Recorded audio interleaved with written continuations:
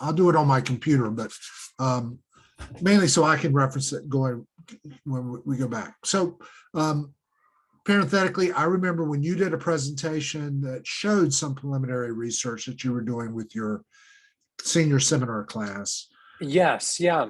And I think it was, I don't have those slides in front of me. I did a screen capture of a couple of them, but I think you were actually doing both tracking the virtues, but then correlating it to either well-being or some other dealing with stress and those kinds of things at the same time. Yes, yes, yeah. And what I'm really more interested in the virtue movement. So, Yep, can I just share a screen real quick? absolutely, yeah. So what I'm, I mean, I had these two elements up, if you see them both.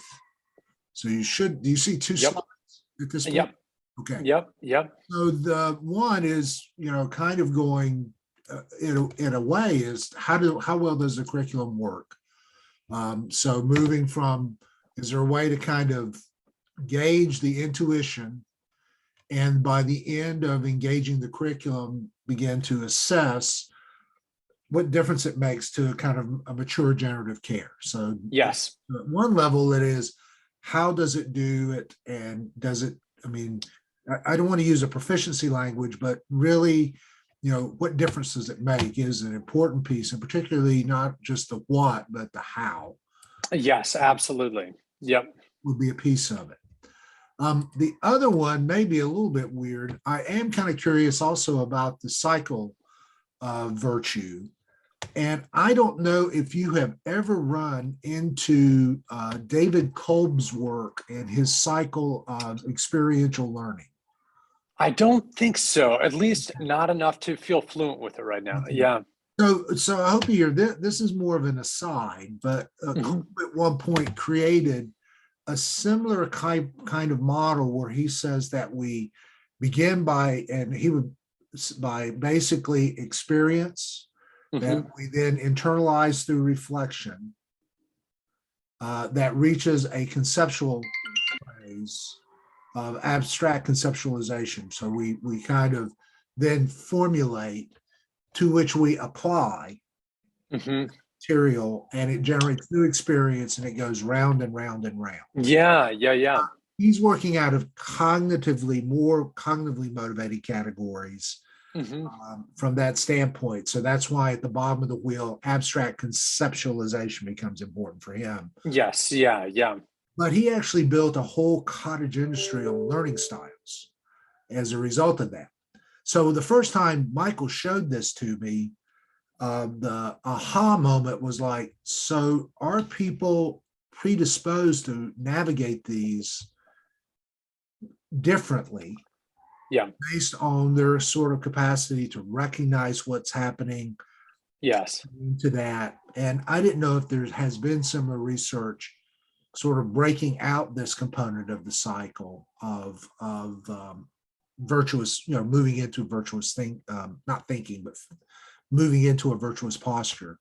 But that's an aside. So I want you to hear that one might be more, if we work on the first one and this other seems to have legs, could we build a test instrument around that independent to say how well are people in navigating this cycle, and where do they have their tendencies inside that navigation? Yeah.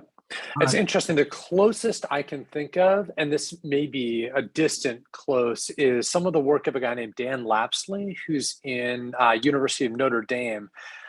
He and some of his colleagues have looked into, and there's sort of all different facets of the moral life that get explored. What he has looked at is, he is a more cognitive psychologist. And so he's examined what he calls moral chronicity, or the chronic accessibility of moral schema, as one of the things that differentiates exemplary caring individuals or exemplary moral individuals from the normal person. In other words, they have these kind of interpretive schema that are more apt to be primed by daily circumstances in the moral domain. And so people, they just see more things as being moral moral issues or issues of sort of good, bad. But I don't know if that's even close to what, because I'm not as familiar with the other Right. experiential learning work. And frankly, I mean, I'm aware of what I call category error sometimes. Mhm. So the fact I see 4 quadrants in a cycle of navigation, and I know Kolb to the point we've used it even in doing assessments in field education and those kinds of Yeah. visual learning. So I was like going, this looks way too familiar.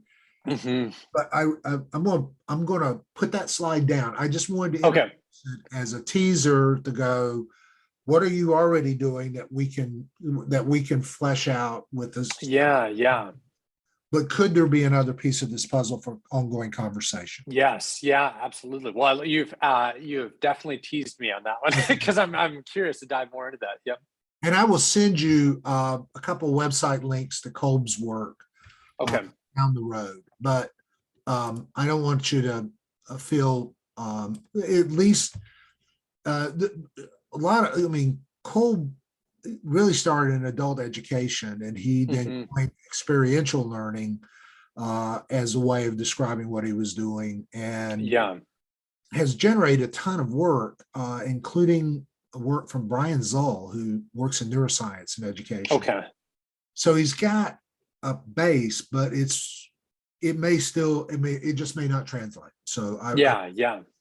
it did cause me to think, is there something about, and I don't want to use the word innateness, but is there something about how we are formed to navigate those four Hmm. steps of the cycle Hmm. that really does look different from one person to the next, Hmm.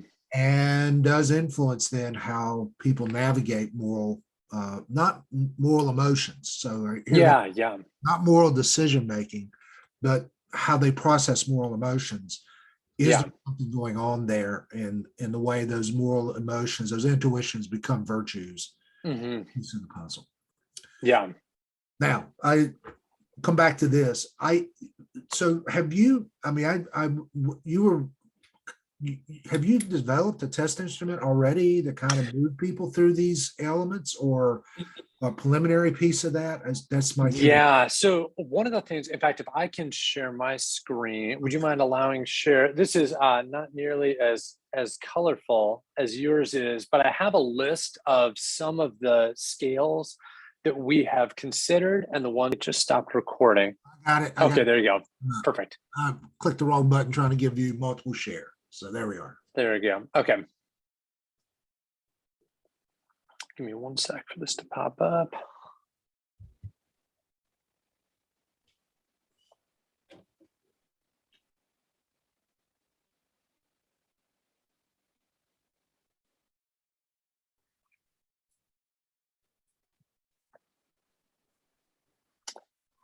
Having the thing where the pieces of technology that I bought and worked so wonderfully on the first day now take longer and longer and longer. Here you go. Can you see that? I got it. I got it. Okay, perfect. So this is so what I've done is, and I can't remember, Dean, how much I've told you or told the group, but I currently teach all the sections of our senior capstone class in the psychology department, which we have focused. You might know about this. I can't remember how much I've said or how much Mike has said, but it's called Pursuing Goodness: The Science of Moral Change. And the class is meant to not only have students dive into and better understand the science behind some of these, but also ideally to be a formative process on these. At least that's my hope for it, both in the class and then in these kind of changes that I make along the way. So because of that, I'm similar to you. I wanted to try to measure this as best as I could to know in what ways are students changing or failing to change. As a result, and because I have this nice captive audience, what I did was to subtract some assignments from the class and to add in 4 consecutive surveys that they take over the course of the semester. So I get this nice kind of time 1, 2, 3, 4 longitudinal data Okay. to look to see what we can measure. And so what I'll show you really quick is what I am measuring. Right now, this is a very long survey that I can only ask my students to do because they're not doing a paper instead of it. So this probably takes, everything I'm going to show you takes probably like on the order of like 25 minutes to 30 minutes to fill out. And they do it 4 times a semester. One of my personal goals is actually to try to whittle this down anyway. So in some ways, your thought about an instrument got me thinking, oh man, I might be able to do some of these things all at once here.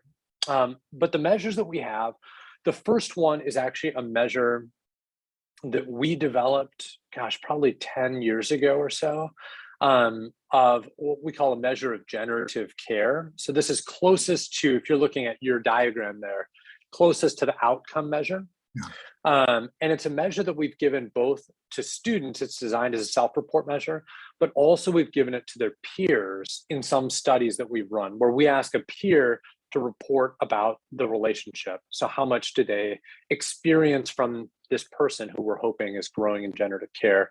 Things like, and it's 4 dimensions, and they should start to sound familiar from that diagram. Forgiveness, or the ability to repair relationships when there's breaches, attachment or trust. And really what it's measuring here is how much does this person act in ways that are trying to facilitate trust? So how much are they trying to build trust in the relationship? Altruism or compassion, how much are they doing things, relieving suffering or acting in positive ways towards the other? And gratitude. So when something is done to them, either expressing gratitude or trying to sort of pay back a favor or do things that it was tougher to differentiate this one from indebtedness, but we're ideally, and that's one where I want to kind of go back and take a look to see, is anything here tapping in indebtedness versus gratitude. But anyway, those 4 measures of ideally generative action. Okay. And then we've tried to measure each of the other 7 components. I think you have on your diagram 6. One of them we've broken apart into 2. So one of those is mindfulness. And what we've used is we've used the 5-facet mindfulness scale that really breaks it up into a few different things. One of them is this ability to go outside, kind of decouple from one's experience in the moment, this ability to observe the self, and then a separate but related capacity is to put language to what's going on. So sort of distance, do that, describe it, to do that in a way that is non-critical. So that's the non-judgmental piece.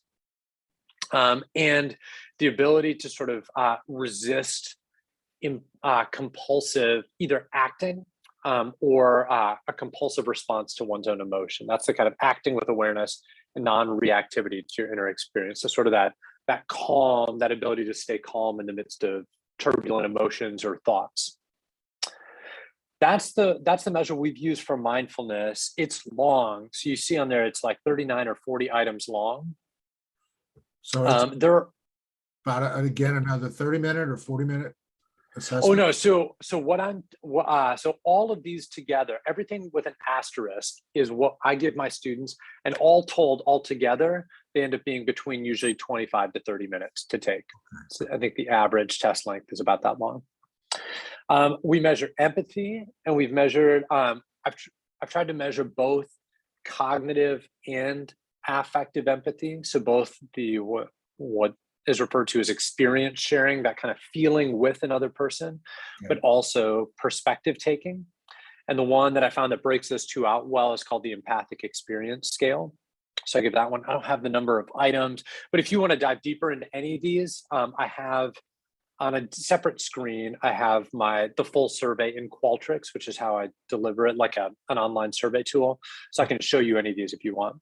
Okay. We also measure self-compassion. We've tended to use the self-compassion scale, although I'm more tempted to start using this. There's already a short scale version of that. The full measure, again, is probably like 25 to 30 items. The short scale, I think, is somewhere around the 10 item length. Compassion, that was the newer one that we added this year. And I looked at a variety of them. And the one that I ended up landing on is called the CLS, or the Compassionate Love Scale.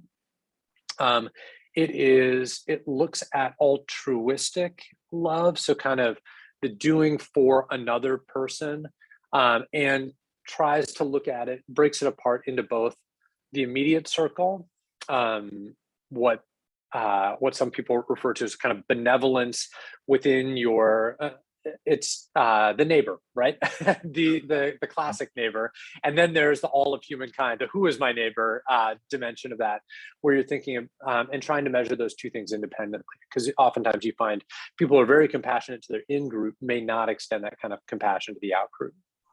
Right. We have, but there are, all that said, there's other measures out there. This is the one that we landed on. We've used it for a couple of years and we haven't gone back to reevaluate. Okay. Do we want to try to use a different measure on that?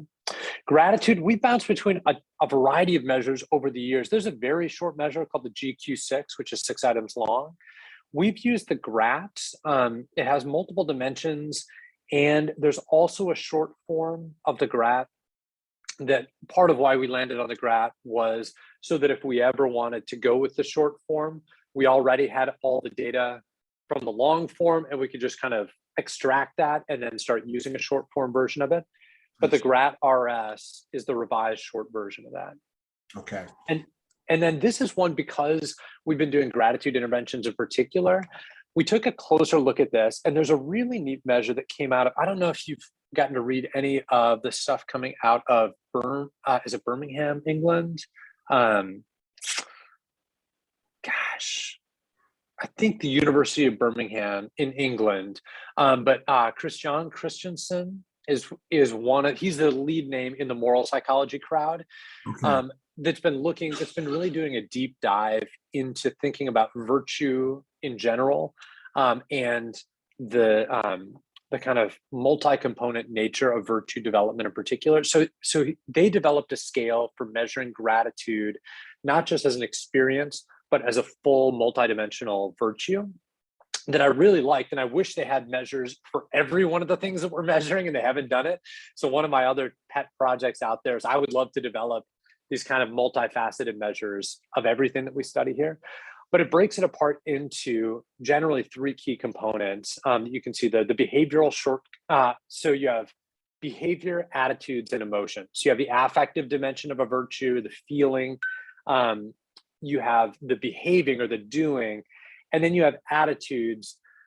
So things that involve both value. So like, how important is it to be a grateful person, or how core is gratitude to the good life? And you have attitudes regarding appropriateness. So that's something I hadn't seen measured before, but it basically gets at how it asks a person, in what kind of circumstances is gratitude appropriate? And you get this sort of sliding scale of people, all the way from really, we should be grateful for almost anything good that comes into our lives, to gratitude is only appropriate in these circumstances where there's an intentional gift, where the gift giver is not benefiting from it, and it's nuanced to my particular situation. Okay. But it's a unique kind of measure. We've started to use it, and we found some really interesting. In fact, we're about to present some research on that next week at a conference that uses some of the attitudinal measures in there as moderators. And what we find is that people with pre-existing levels of value and gratitude, and different degrees to which they feel like gratitude is appropriate, tend to benefit differently from gratitude interventions. Where you find people who highly value gratitude actually benefit more from gratitude interventions than people who don't value gratitude to begin with. So, and stop me at any point. I can also go even more 10,000 foot version, because we have measures. So sorry, I'm getting into the minutia on this. This is what I love. This is okay. But we've looked at forgiveness as well. We've used the trait forgiveness scale, which again, I can show you some of these. We've also looked at trust and attachment. For that, we've used a general measure of adult attachment scale, kind of getting at how connected do you feel in relationships in general. And it looks at the 2 dimensions. So anxiety in attachment, and detachment, or which is a kind of 2-factor model of anxiety that most recent research has found that we differ in terms of how much anxiety we feel in a relationship, and how much we feel comfortable with intimacy versus distance in a relationship. Okay. But what I've wanted to do, and what we could be thinking about for your study or your class measures, or whether you want to look at measures that get more specifically at a particular relationship. And so, for instance, you see this relationship structured questionnaire study down here. This is one that I've thought about using when I'm looking at a particular peer. Like if I want to know, are they growing in their ability to generatively care for another human being? This is one I've thought about using to measure that particular relationship and how is that growing in terms of the trust. We have used for stress and anxiety, we use the perceived stress scale. That was the data that I showed you earlier, from the presentation you're remembering. And then the last one for spirituality and religiosity, we use a measure called the Aspires, and I'm blanking on what that stands for, but it measures both spirituality and religiosity or religious behavior. Okay. So that's a kind of nutshell of all the measures that I'm currently using. And again, like I said, I have the full scale versions of all these, just because I had a captive audience and I wanted to capture as much data as I could. But my goal going forward would be to reduce the size of these. Well, I think, and so talk about it in two different levels. One level is this is going to be coded to a brand new course that we're going to be offering that will include every seminarian eventually in our Master of Divinity program and our Masters in Transformational Leadership program. Okay. And so one thing might be just to ask, though, this is not seniors at Point Loma, but grad students coming in from around the country. Yes, yeah. Whether to the courses, we used to teach it for a 3-hour intensive, and now we're going to be dropping down to 2-hour intensives, and we're going to need to have certain assignments to make up for that extra hour. Yeah. Built in, same kind of audience. Yeah. If we wanted to test some of the measures you've been using, say for a year, and see what kinds of results we're getting out of this class. Yeah. Corresponds. But I am thinking also for lack of a better way of saying it, how do you do this work when you don't have a captive audience? How do you do these testings in the wild, so to speak? Yes. Yeah. More importantly, how do you do it in such a way, as well as I, the age-old challenges that we probably know more about college seniors than the other cohort exactly. That exists in the world. So how do we get this in a way that could be replicated in a short, intense form, maybe with ministers, if we could get people to begin to create cross data to what's happening at the seminary and then what might be happening in ministry. Does that make sense? Yes. No, it definitely does. And I'll say one of the things that I have not included in here that I've continued to mean to include, and then the semester begins and I don't, is measures of kind of self-presentation bias, because obviously all of these are self-report virtue measures. And so you get, a major weakness is, subjective perspective and how I want you to see me, and especially because I'm the professor in the course. So. And well, more importantly, where I'm at, because I'm called to ministry and therefore I ought to be super spiritually completely formed in character because I made 2 trips to the altar. So why should I worry about it? Yes, totally. And so I do. One thing, talking to David Wang the other day, that they definitely built in is sort of that presentation bias, so that they could code for that. And that might lengthen a couple of the questionnaires, at least to begin with, so that particularly in our context, we would be aware of what that might look like. Yeah. That makes sense to you? Yes. No. It definitely makes sense, because, and actually to that end, one of the things I've been toying with in this class that I teach that may be useful for that exact same reason we mentioned is either interviews or written autobiographies. So some of the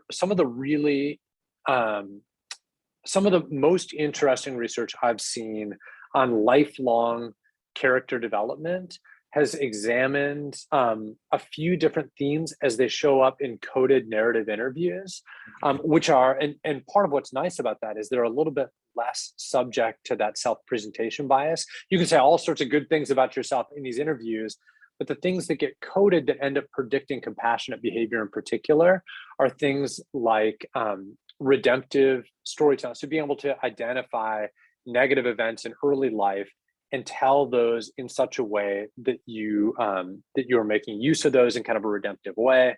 The fusion of achievement or like kind of skill-based identity with communal identity and community-based identity, and those two showing up in the same narrative passages. So all that said, that's another kind of measure that I don't have listed on here, but that I've thought about using in this class. Would that be the kind of thing, and I am thinking about workload as well, but the kind of thing that when you get to the coding part, is that run through a software coding system?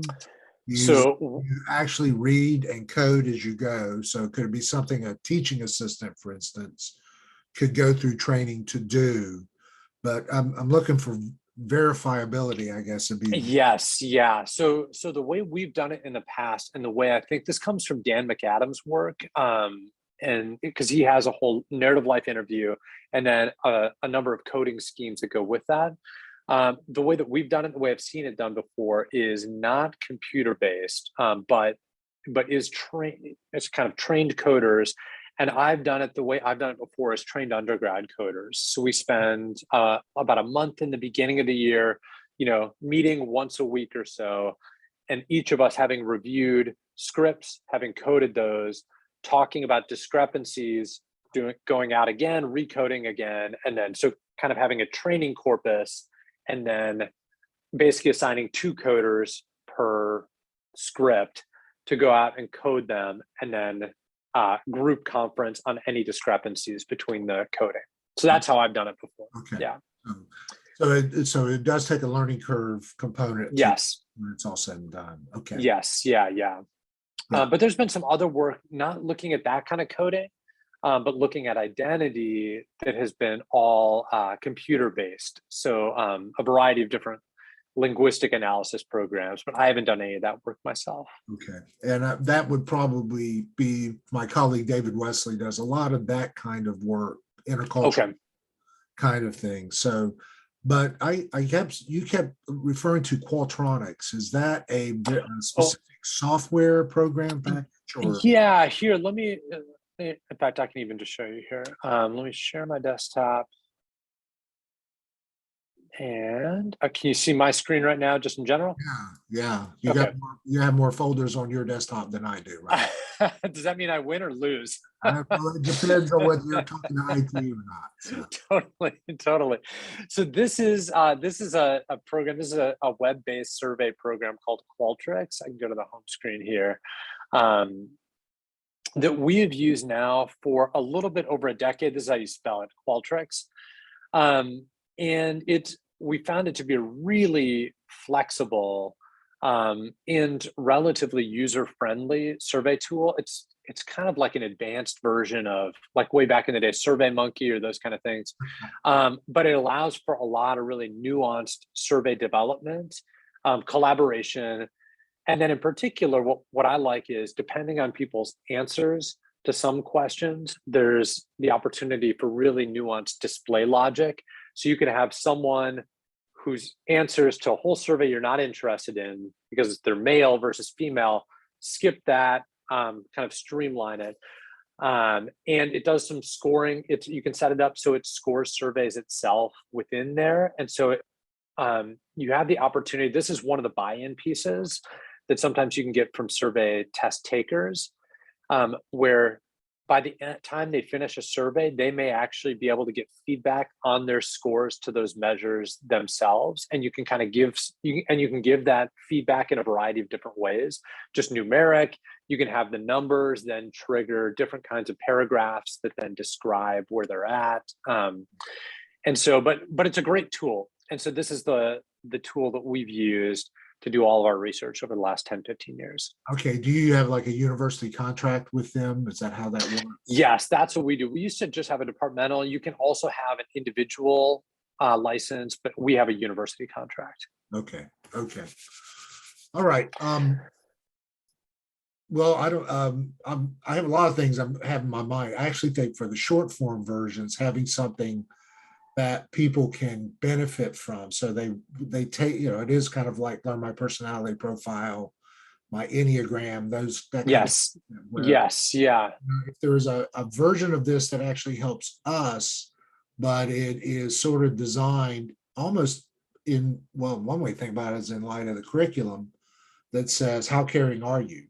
You know, Hmm. and gives you sort of a sense of how you respond to, say, the big four of trust, compassion, gratitude, and forgiveness, for instance. Yes. Yeah. And it kind of helps them sort of think about that, but we're collecting data out of it.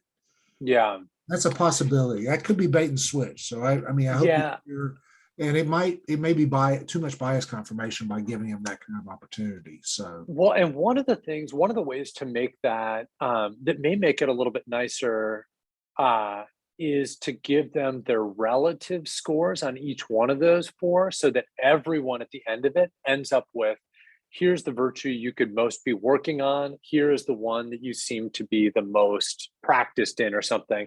And so everyone kind of gets a little, you get a little pat, little carrot in there, a little stick from behind. and so it's instead of good to bad, it's good to better kind of in its. Yes, yes. So Yeah, yeah, yeah. But that might be a way to give feedback, that then everyone has something they can go away focusing on, okay. as opposed to just feeling like they're patting themselves on the back and they're done with Okay. it. Well, I do think, I mean, so I mean, I don't know. I'm part of this is, we do have some funding, so to Hmm. work, but what would work best from an arrangement between NTS and you is for us to one, I think it might be interesting if even if we run it at NTS, and this would be a question whether you would want it to work this way, but the Hmm. results come back to you Hmm. so that you're building and we get a copy of that from it when it comes to Yeah. seminary. But what you're doing is you're getting just a bigger database of the same kinds of tests you're giving at Point Loma. Now Hmm. you've got a whole new population Hmm. to compare to. And we're getting that same data to kind of begin to assess where our students are as a part of the journey. Yeah. I mean, I will say for me, I think that actually sounds really interesting for me. I'll give you, so because I'm all undergrad, I don't have a great grad lab of 3-4 years of students that I get to work with. But every year I do. In fact, Joey and I do research together with anywhere between 1 to 3, 1 to 4 undergrad students, and sometimes we get them for 2 years. Usually we get them for 1 year, but every year we're examining data and then presenting it, and then revising a survey for the next year. So we kind of have these things, kind of built-in cyclical annual process. And so this would be the kind of project that I'm sure we would have undergrads who'd be really interested in kind of working with us. And to let you know, my own personal process in that is, I usually at the end of each academic year, I kind of compile the data from the year. I take a look over the summertime at the hypotheses that we've predicted. So by the time the fall rolls around and we have our undergrad students, well, I already know where the data is going to take us. And so we kind of get them in and involved, and it really gets them hooked into the process. But I end up doing uh, a lot deeper work with it than an undergrad might too. So all that to say, I think the kind of things I could be doing over the summertime might be of real interest to you guys, as far as taking a look at outcomes and analyses, even if it's something that my undergrads might not be ready for, like And, the level of analysis I do. okay. And that would, I mean, in some ways, what that takes off of us is as a graduate theological seminary, we don't have a research psychology Yeah, component, but it would be a partnership. We would probably have to negotiate and figure out what that looks like long term. yeah, yeah, Trade-off is that we're giving for your own undergraduate program, we're giving you a data set yeah. of people that aren't that aren't their classmates in their dorm rooms, kind of thing. Hmm. But really are Yes, a very distinct, different data set yeah, you can be free to work with and not worry about any use of human subjects from that standpoint. Yes. Yeah. We would probably have to build into our syllabus and our course the right disclaimers to make sure that our students know that this data, the test that they're doing is actually going to be beneficial, but it's not just, it has to be written in such a way that there's a relationship between NTS and Point Loma. Mm-hmm. To make sure, down the road, IRB. Oh yeah. Never get. Yes, totally. Totally.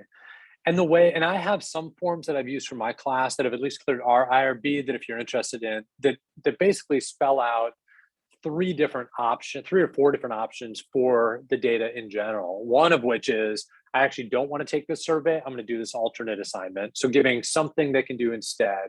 I'll take this survey, but I don't want this to be a part of a larger aggregated project, or I'll take this and I'm fine with this being part of the aggregate. And what I find is 90 to 95% allow the data to go through, but every once in a while a student will ask not to do that. So, okay.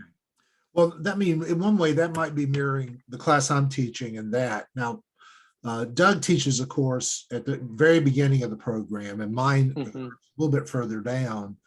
And he might be interested in doing some of this as well with the students early in the program. And we have a senior seminar. So I think one of the questions is, do we want longitudinal work being done? And if you have numbered codes per student, you could even do longitudinal tracking. Yes. And since our students they're not located here at NTS, most of this is coming by distance education. They are in the wild, so to speak. Yes. Yeah. So there'd be multiple, there are lots of multiple factors influencing what's going on in their lives, as well as the closed classes themselves from that standpoint. Yes. Well, and one of the things, I'm not sure if you'd be interested in it, but again, for me, one of the next steps on this project here is to have, mine are all seniors, but some of our seniors take this fall semester, some take it spring semester. What I would love to be able to do is to have, essentially an empty control group where students who would be qualified for the same level, same time, but are not currently taking the class. So we get a good comparison group. It's tough to do a comparison between, people who've opted into seminary and typical undergrads. So I don't know if there's any opportunity, or if you or someone else teaches another class where they're still like getting you as a professor, but they're not getting the same virtue growth curriculum and kind of experiences during that period of time, but where you could have comparison data, because that might actually be really nice and to be able to take a look at. Okay, and that might even be, I don't think Doug does the virtue curriculum. That'll be me. Yeah. So his class may be able to do that, and they're just doing their first class in spiritual format. It's on the person of the minister, so it's a crossover. Yeah. We may be able to look at some other course at the seminary that in Bible or something, and this just becomes part of what they do. In our MATS program, for instance, where they would not have to take the class I'm offering, and it gives you more of a randomized sample. Yes. So one level would be just checking where students are in this material. Now, I'm assuming as they're taking these tests in your undergrad senior course, they are reading on virtue. They are reading materials in the area. So there is a kind of efficacy that you're looking for over time as a result of participation. What I'm thinking about doing to start with is actually using the curriculum that's been designed and then probably what we'll do over time is ask, do we revise that curriculum more with graduate students in mind? Yes. Instead of lay people in mind. But I don't mind even saying the initial control is just going to be a small group assignment where they'll be doing the basically the Crafted for Care curriculum. Part of the course. And and we'll give them probably weekly, give them 15, 20 minutes in small group. As part of my video conference class, just to meet at the very beginning to talk about the curriculum for that week, process it. Spend 10 minutes and talking about that as a class and then moving on to other material. Yes. Yeah, I think that would be great because that's actually sometimes some semesters I'll do a full intervention. So we'll do like 6 weeks. Every class we spend 10 minutes just doing gratitude intervention. So like sort of a full 6-week gratitude intervention versus my other class, we wait till later in the semester to do that, or we're doing something different. So that's how I've worked the kind of quasi-experimental comparisons. But I have not yet gotten a chance to integrate some of this curriculum we've worked on, which is really much more, it's much more affect laden than a lot of the gratitude interventions. It incorporates personal relationship in a more explicit way. So I hope and expect the kind of curriculum you'd be doing to be more powerful than these interventions. Well, I'm hoping, I mean, I do know that environmentally, the fact, and I don't mean because we're in shared space, but we are all in a shared vocational calling. Yes. Yeah. That there will be more pressure to sort of embrace and participate within this. I am also deeply aware that grad education is not that much different than undergrad. It's an assignment in a course, which automatically creates certain barriers. Yes. As opposed to, as a matter of fact, one control group that we might look at next year, Dana has already started using the curriculum just with volunteer students that might be interested. And if we continue that kind of a model down the road, we might, at least instead of maybe 4 times, but have a couple of tests given to kind of see whether or not there's crossover from students doing this on a volunteer basis as a part. Yes. Versus being an assignment. Yeah. A lot of options. I guess my question is, where do you want to go next, or what should we? When it comes to the administration side, what would we need to be doing to make that work? I'm more than willing also to think about how do we trim down that test or the 4 different measures in a way that we're getting something we could do maybe in a more focused way with either with a different class or with just ministers in general. But I'm just kind of looking for what you think the next option would be from your standpoint, since you've administered these. Yeah, I mean, I think I have a few different. So I was just chatting with Joey the other day. We were trying to figure out what are our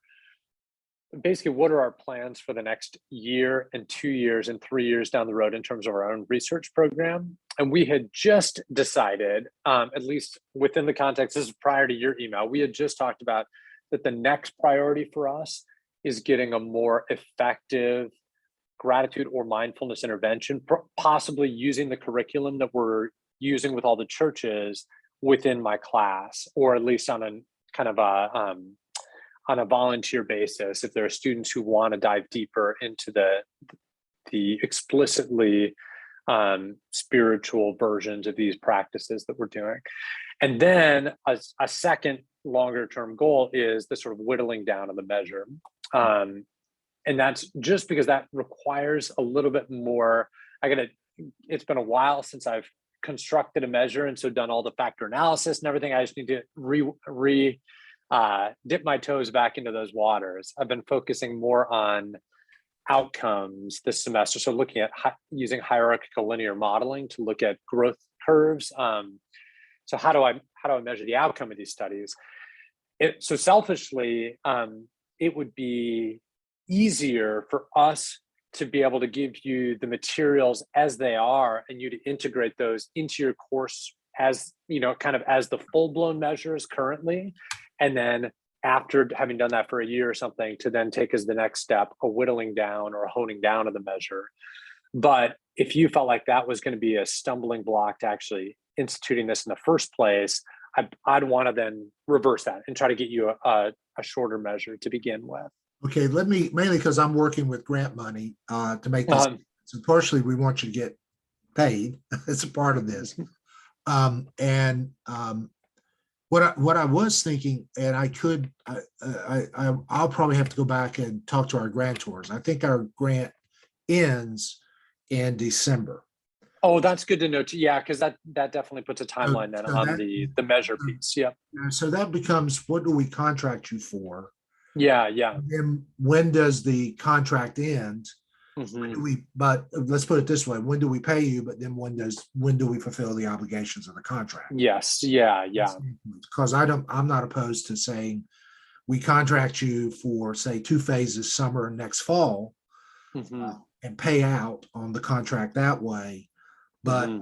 as a consultant to this process, with an understanding that a revision would be made in the summer Hmm. based on and our class actually occurs in the fall. So in one way to say, based on how our class operates, taking these measures gives you a better sense then how to revise the measures, and Yeah. they would be ready for reapplication the following fall, the next time that course is offered, Okay. and any distribution that would go into other classes like Doug's class or somewhere else. Does that make sense? Yeah. Yes. No, that definitely makes sense. I And think go ahead. I'm oh, sorry. I was just going to say, I think if that's amenable to the grantors, that sounds great, because then we get this sort of full version of a data set that's actually very parallel to our data. In fact, it would be merely identical to it in terms of measurement, and then moving into the revision next summer, where we can then take a look and make sure that the measures are performing similarly in your context as they are in ours. We'll have something to compare it to when we whittle it down to a smaller measure. And then, yeah, and then we would know what works best. And one thing is, and I'm an educator, until I give these and and get a sense of how they function within the class, I don't even know the right kinds of questions to ask about how well this is working. But Yes, yeah, yeah, I do think one thing would be, and I if you've got that on where you could set up a section inside, and I take the test and maybe get two or three yes. other people. Maybe I could say, ask the faculty to, man, how caring are they, and see if we Uh, can run a pilot here at least. But I would say me, Doug, Derek Davis, who oversees a lot of our assessments anyway, and I'm yeah. trying to get a couple more people so that we all have an experience of the test in with the very people who might be utilizing that data somewhere down the road. Yeah, no, absolutely. That's very easy for me to do. It's I mean, that's one of the nice pieces about Qualtrics. It's very easy to kind of copy, segment, keep a separate section of data that gets collected okay. from various populations. And you would just, that section, probably the best way I'd say it is you could file it under abnormal psychology if you want to, or this is something I now have on seminary faculty for the rest of their life. Totally, Which will totally, work for totally. me because I'll probably retire in about 3 years, but Uh, that's a different story. But I do think we taking the test once. I mean, all the 4 batteries, and maybe yeah, one goal would be for me and Doug and Derek, and I'm thinking of Dana Prush, to do mhm, that, and we take them, discuss them, and I have that in my pocket when I come out to Point Loma. mhm, You and I sat down for a lunch during one of the lunch yeah, and yeah, yeah, just kind of talk it through, and then with the plan though of implementing that and figuring out how to do that here. Now we use our learning management software is Moodle. So okay, it might be that we just take links to your Qualtronics yeah, and embed it within the Moodle system, and have them, and I would just time it to a given point in the semester where they take it and have to have it done yeah. from that. And That's the nuts and bolts piece that we would just have to work out. no, and I have some thoughts on that just because I've done this for a few semesters with this class, and there's some really great built-in tools within Qualtrics. And just to let you know, I have to peel off in about 1 minute here for my Okay. next appointment. But yes, I think there's some great things we can actually sit down and talk about pragmatically. But ways of distributing the survey where you get anonymous data from students, but data that can be linked with time 2, time 3, and time 4 using random number generators. And so there's great ways of keeping data anonymous, but still tying it together over time that has worked well for us, and it may meet your needs too. Okay. I think one of the big questions, since you got to go, is whether we need to purchase Qualtrics at some point. Yeah. And do we need to factor that in, or whether we piggyback on Point Loma, and do we have the ability to do that based on your license? Yes. Yeah. And that's something you'll probably have to solve in-house, I guess. Yes. Yeah. And we can talk with ITS, with our IT department, to see what exactly the license covers or doesn't cover. Because I'm not familiar. I know we've collaborated with people in outside institutions who also have Qualtrics licenses, but I don't know with a non-licensed site, like whether we need one individual to get like you to get a personal license so then you can collaborate, or what all needs to happen. But, okay. Yeah. Last thing is for you to think, and then you can go, is to think about how much, I mean, if we think about a phase 1, phase 2 paying you, how much would that be, and how do you want to structure that so I can make sure that's in the budget? So okay. Think about that, send me an email. If we need to have another conversation, we can. Okay. That would give me a place to begin to structure that out with the dean. And since Josh is leaving, I want to get that in place. Okay. The new dean arrives middle of the summer. Okay. Yes. No, definitely. Okay. Right. Wonderful.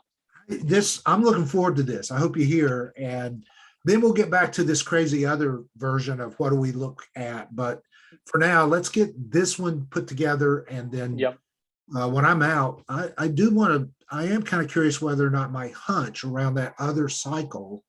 I would love to talk more about that. Because I think that'd be really interesting. That could be a new measure that gets created. So we'll see. Yeah. Okay. Great. Well, so good to chat with you. And then, so I'll look for, I'll be thinking about that in particular. And then we will, so I can get back to you just in terms of the funding or the grant piece. And was there one other piece before our next conversation you wanted me to take a look at? The main thing is Qualtrics. And then how do we work between all sites? Those, one thing is getting us into it. So constructing one that would have at least, say, 5 people.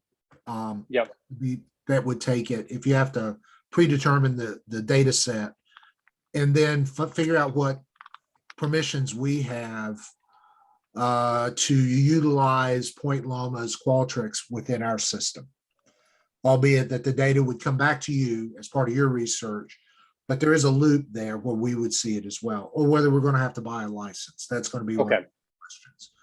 And I'd rather get that solved now rather than let Qualtrics contact us a year from now. Yes. Yeah. You need to tell it, you need to do this, that kind of thing. Yes. Okay. Yes. No, absolutely. Hey, all right. Ross, I hope this is the beginning of a good conversation for a while. Let's put it that way. And me too. I'm excited. And especially I think this really has great potential. I'm excited that you're implementing the curriculum in the graduate school classroom for multiple reasons, my research side and my ministry, passion for ministry side. So, and I actually had a bigger vision with Templeton in mind, but now I've figured out that maybe if we do this 2 or 3 years, show some data and pilot it. Yeah. And knowing what David Wang's working on, that this actually could be strategic for a larger grant somewhere down the road. Nice. That might be somebody else driving than me, but still, I wouldn't mind being the one of the provocateurs to get this thing going. I guess the best. Yes. No, that sounds great. Well, I'm looking forward to it. You got me very excited. Okay, blessings. Well, enjoy the rest of the sabbatical, and I will. We'll be talking. Okay. Sounds good, Dean. Have a great day. Take care. Bye. Bye.